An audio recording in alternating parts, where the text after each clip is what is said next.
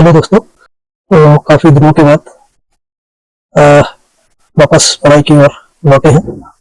तो आज से ये पन्नू भंडारी जी का नया उपन्यास आपका बंटी, इसके साथ पढ़ने की शुरुआत हम करेंगे। तो जैसा कि पढ़ना अपने आप में एक नया जीवन जीना, एक जीवन में झांकना है, इसी उपन्यास के साथ जो हमारी शुरुआत रहेगी। तो इसमें सबसे पहले जो ओपनिंग था वो मैं आपको पढ़ के बता देता हूँ।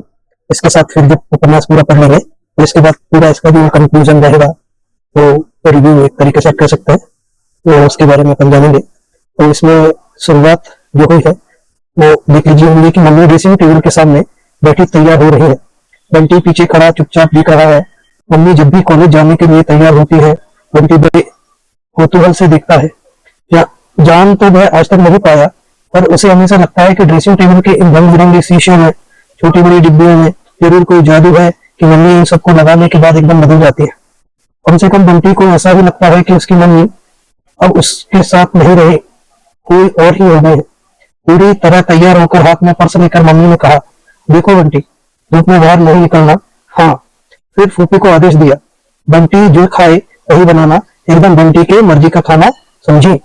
चलने से पहले मम्मी ने उसका गाल थपथपाया, बालों में उंगलियां फंसाकर बड़े प्यार से बाल जरूर दिए। फिर बंटी जैसे बुद्ध बना खड़ा रहा, वहां पकड़कर झूला नहीं, किसी चीज की फरमाइश नहीं की।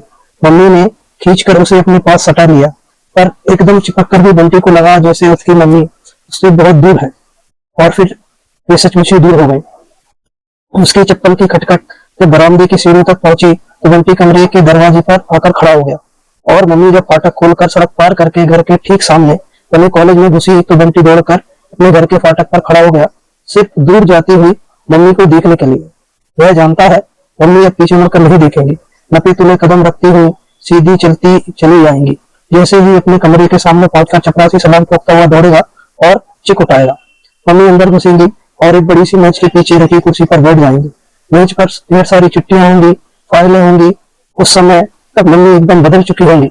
कम से कम बंटी को उस कुर्सी पर बैठी मम्मी कभी अच्छी नहीं लगी।